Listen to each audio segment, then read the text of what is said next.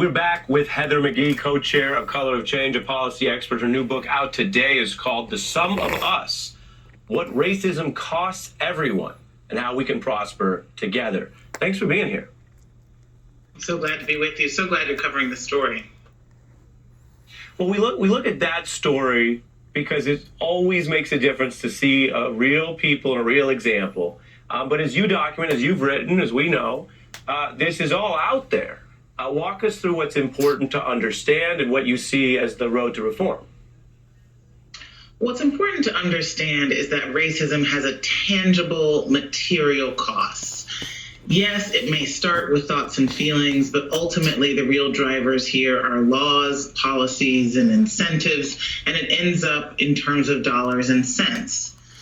This kind of financial discrimination has really been the most salient part of our housing policies for most of America's history.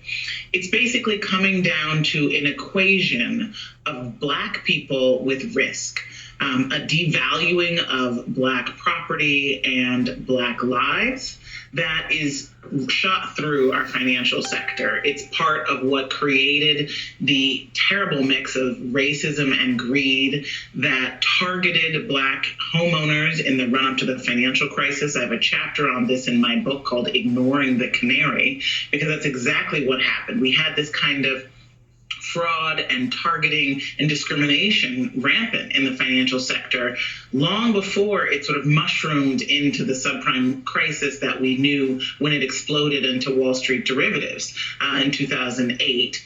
And so this kind of racism ultimately hurts everyone. Think about the property value of that family, and then think about then the property taxes. Think about the devaluation of the schools in that neighborhood.